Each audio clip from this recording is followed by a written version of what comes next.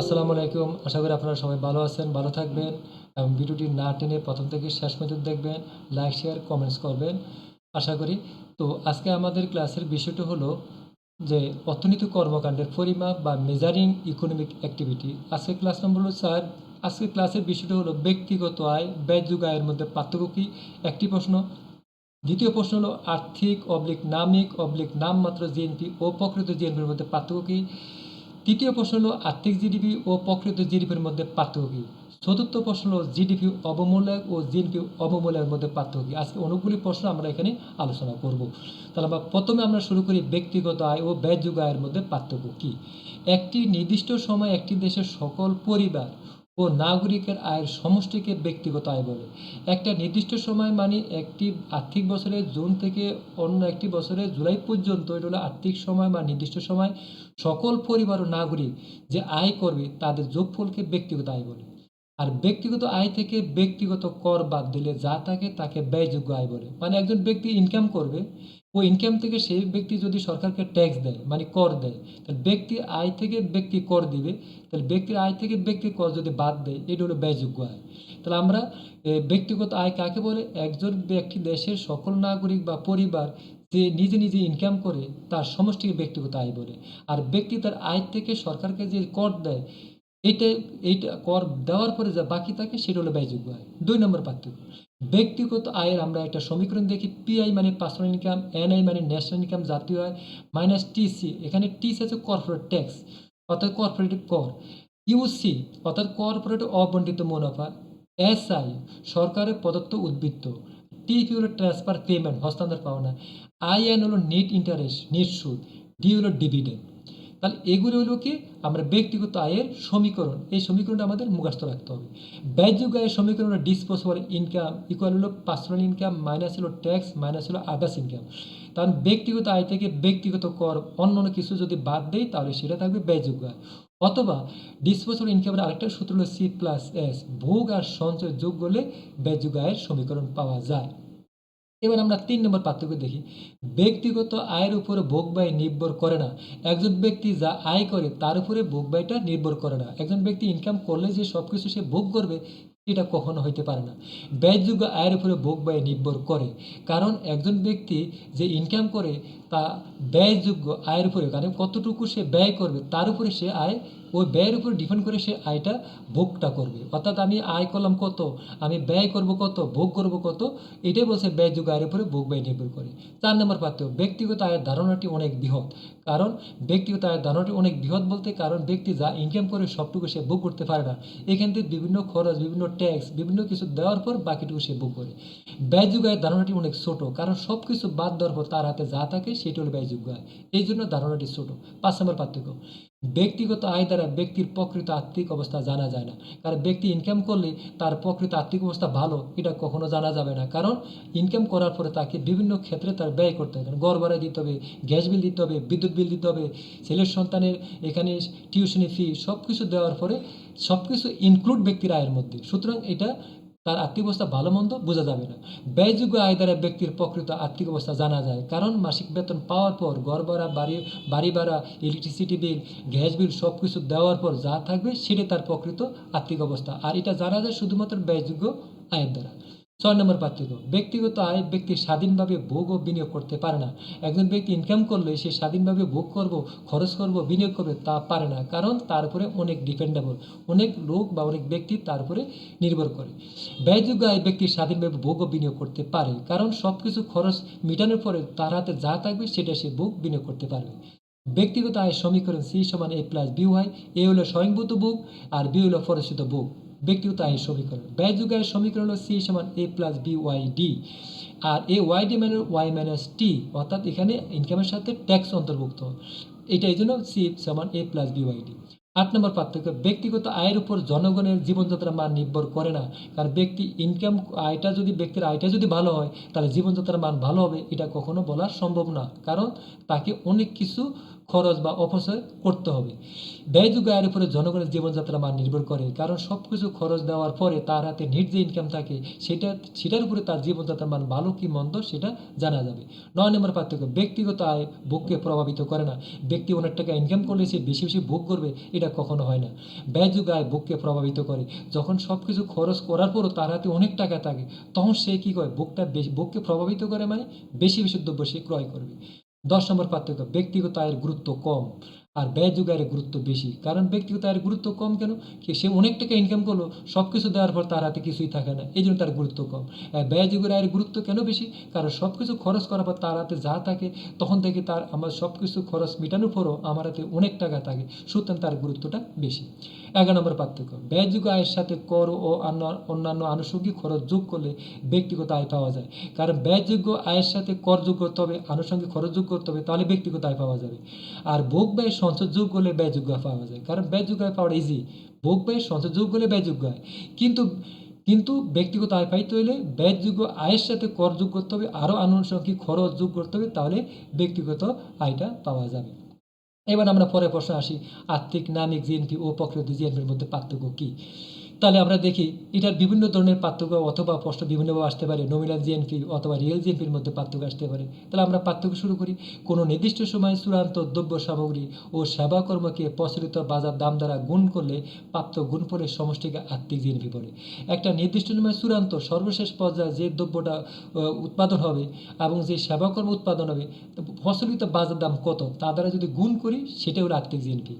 আর আরেকটা হলো real GNP, কোনো নির্দিষ্ট বছরে উৎপাদিত দ্রব্য সামগ্রী ও সেবার পরিমাণকে অতীতের কোনো ভিত্তি বছরের দাম দ্বারা, অর্থাৎ 2020 সালে যে উৎপাদিত দ্রব্য সামগ্রী ও সেবাকে 2019 সালের দাম দ্বারা যদি গুণ করি, তাহলে প্রকৃত জিএনপি পাওয়া যাবে। তাহলে আমরা এইটা নমিনাল জিএনপি অর্থাৎ আর্থিক জিএনপি জানলাম কিভাবে, যে বর্তমান সময় যে চূড়ান্ত দ্রব্য সেবা উৎপাদিত হবে তার বাজার দাম দ্বারা গুণ করলে আর্থিক জিএনপি পাওয়া যাবে। আর প্রকৃত জিএনপি পাওয়া যাবে কিভাবে, বর্তমানে যে দ্রব্য সেবা উৎপাদিত হবে অতীতে অর্থাৎ আগের বছরের দাম দ্বারা গুণ করলে পাওয়া যাবে প্রকৃত জিএনপি। 2 নম্বর, আর্থিক জিএনপির সূত্র হলো প্রকৃত জিএনপি ইন্টু জিএনপি ডিপ্লোটর। এটা হলো প্রকৃত জিএনপির সূত্র, আর্থিক জিএনপির সূত্র। আর প্রকৃত জিএনপির সূত্র হলো আর্থিক জিএনপি ভাগ হলো জিএনপি ডিপ্লোটর। অর্থাৎ প্রকৃত জিএনপি জানতে হলে আর্থিক জিএনপিকে জিএনপি ডিপ্লোটর দ্বারা ভাগ করতে হবে, আর আর্থিক জিএনপি জানতে হলে প্রকৃত জিএনপিকে জিএনপি ডিপ্লোটর দ্বারা গুণ করতে হবে। 3 নম্বর পার্থক্য, বর্তমান বছরের বাজার দামের ভিত্তিতে আর্থিক জিএনপি বের করা হয়। বর্তমান বছরের বাজার দাম কত তার সাহায্যে আর্থিক জিএনপি বের করতে হয়। আর অতীতের কোনো ভিত্তি বছরের দামের ভিত্তিতে প্রকৃত জিএনপি বের করতে হয়। বর্তমানে বাজার দাম কত, এটা দ্বারা আমরা আর্থিক জিএনপি বের করব। আর অতীতে বাজার দাম কত ছিল তার ভিত্তিতে আমরা প্রকৃত জিএনপি বের করব। 4 নম্বর পার্থক্য, আর্থিক জিএনপিকে বলা হয় চলতি দামে জিএনপি, আর প্রকৃত জিএনপিকে বলা হয় স্থির দামে জিএনপি। 5 নম্বর পার্থক্য, আর্থিক জিএনপি বৃদ্ধি অর্থনীতি কল্যাণের সঠিক পরিমাপক না। আর্থিক জিএনপি বৃদ্ধি পেলে যে অর্থনীতি ভালো দেশের এটা বলা যাবে না। প্রকৃত জিএনপি বৃদ্ধি পেলে অর্থনীতি কল্যাণের সঠিক পরিমাপক। প্রকৃত জিএনপি প্রকৃতভাবে আমাদের হাতে যে আমাদের জিএনপি বাড়লো কিনা এটা অর্থনীতি কল্যাণ বলা যাবে। 6 নম্বর, মুদ্রাস্ফীতির সময় দেশে আর্থিক জিএনপি প্রকৃত জিএনপির চেয়ে বেশি হয়। যখন দেশে মুদ্রাস্ফীতি দেখা দেয় তখন আর্থিক জিএনপি প্রকৃত জিএনপির থেকে বেশি হয়, প্রকৃত জিএনপি কম হয়। মুদ্রার সংকোচনের সময় আর্থিক জিএনপি প্রকৃত জিএনপির থেকে ছোট হয় বা কম হয়। আর্থিক জিএনপির দ্বারা জাতীয় আয়ের সত্যিকারের পরিবর্তন বোঝা যায় না। 7 নম্বর পার্থক্য হলো কি, আর্থিক জিএনপির দ্বারাই একটি দেশের জাতীয় আয়ের যে পরিবর্তন হচ্ছে, মানে জাতীয় আয় যে বাড়ছে বা কমছে এটা জানা যাবে না। প্রকৃত জিএনপি দ্বারা জাতীয় আয়ের সত্যিকারের পরিবর্তন জানা যাবে। 8 নম্বর পার্থক্য, আর্থিক জিএনপিকে চলতি মূল্যে পরিমাপ করা হয়, কারণ আর্থিক জিএনপিটা চলতি দামে পরিমাপ করবে, আর প্রকৃত জিএনপিকে অতীতের মূল্যের দ্বারা পরিমাপ করবে। কারণ বর্তমানে মূল্য কত এটা দ্বারা আমরা আর্থিক জিএনপি পরিমাপ করব, আর অতীতে কত মূল্য ছিল সেটা দ্বারা আমরা প্রকৃত জিএনপি পরিমাপ করব। 9 নম্বর পার্থক্য, আর্থিক জিএনপির ক্ষেত্রে জাতীয় আয় পরিমাপে সময় সময় ব্যবধান বিষয়টি জড়িত থাকে না। আর্থিক জিএনপি যখন আমরা পরিমাপ করব তখন জাতীয় পরিমাপের সময় একটা সময় গ্যাপটা এটা আমরা দেখব না, অর্থাৎ বর্তমানে যে দাম সেটাতে আমরা পরিমাপ করব। আর প্রকৃত জিএনপির ক্ষেত্রে সময় ব্যবধানের প্রেক্ষিতে জাতীয় পরিমাপ করা হয়, কারণ সময় এই জন্য দেখতে হবে যে বর্তমানের উৎপাদনের দ্রব্যকে অতীতের বছরের দাম দ্বারা গুণ করতে হবে, তাহলে আমরা সময়টাকে বিবেচনা করবো এখানে। 10 নম্বর, আর্থিক জিএনপির ধারণা অপেক্ষাকৃত কম বিস্তৃত ও সংশোধিত, মানে এটা বিস্তৃত কম আর সংশোধিত মানে ভালো, ত্রুটি নেই। প্রকৃত জিএনপি আর্থিক জিএনপির তুলনায় বেশি বিস্তৃত ও সংশোধিত, ওটা অর্থাৎ আর্থিক জিএনপিতে প্রকৃত জিএনপি আরও পিওর। 11 নম্বর, আর্থিক জিডিপি দ্বারা কোনো দেশের প্রকৃত অর্থনৈতিক অবস্থা সম্পর্কে সঠিক ধারণা লাভ করা যায় না। একটি দেশের অর্থনৈতিক অবস্থা ভালো কি মন্দ আর্থিক জিডিপি দ্বারা জানা যায় না, কিন্তু প্রকৃত জিডিপি দ্বারা এটা আর্থিক অবস্থা ভালো মন্দ জানা যায়।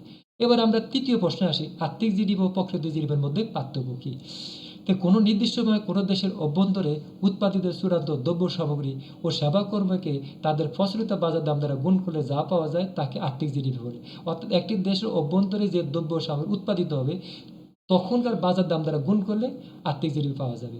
আর কোনো নির্দিষ্ট সময়ে কোনো দেশের অভ্যন্তরে যে উৎপাদিত চূড়ান্ত দ্রব্য সামগ্রী পাওয়া যাবে অতীত বছরের দাম দ্বারা গুণ করলে প্রকৃত জিডিপি পাওয়া যাবে। মানে একটি দেশের ভিতরে যে দ্রব্য সেবা সামগ্রী উৎপাদিত হবে অর্থাৎ চলতি বছর দাম দ্বারা গুণ করলে আর্থিক জিডিপি, আর অতীতের বছরের দাম দ্বারা গুণ করলে প্রকৃত জিডিপি। 2 নম্বর পার্থক্য, বর্তমান বছরের বাজার দামের ভিত্তিতে আর্থিক জিডিপি বের করা হয়। বর্তমানে বাজার দাম কত তার ভিত্তিতে আমরা আর্থিক জিডিপি বের করব।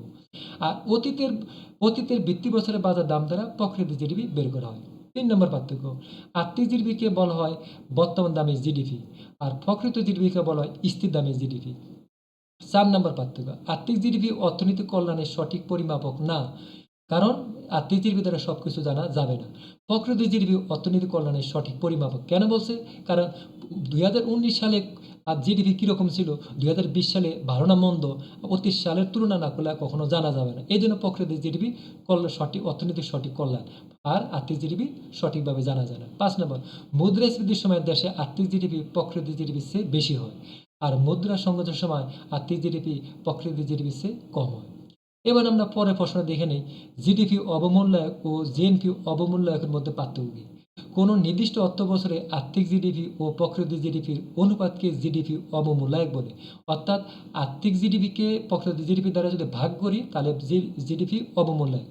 আর কোনো নির্দিষ্ট অর্থ বছরে আর্থিক জিডিপি ও প্রকৃত জিডিপির অনুপাতকে, আর্থিক জিডিপিকে প্রকৃত জিডিপি দ্বারা ভাগ করলে জিডিপি অবমূল্যায়ক, আর্থিক জিডিপিকে প্রকৃত জিডিপি দ্বারা ভাগ করলে জিডিপি অবমূল্যায়ক।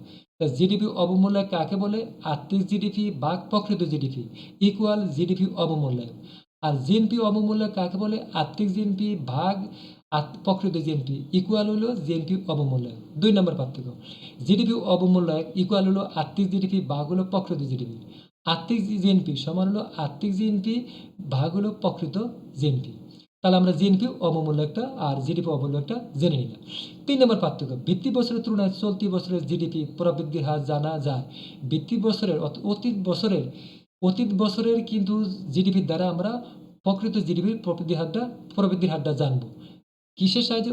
জিডিপি অবমূল্যায়কের সাহায্যে। 3 নম্বর পার্থক্য বলছে ভিত্তি বছরের তুলনায় চলতি বছরের জিডিপি প্রবৃদ্ধির হার জানা যায় জিডিপি অবমূল্যায়কের সাহায্যে। অর্থাৎ জিডিপি অবমূল্যায়কের সাহায্যে আমরা জানতে পারবো যে বর্তমান বছরের জিডিপি ভালো ছিল না অতীত বছরের জিডিপি ভালো ছিল।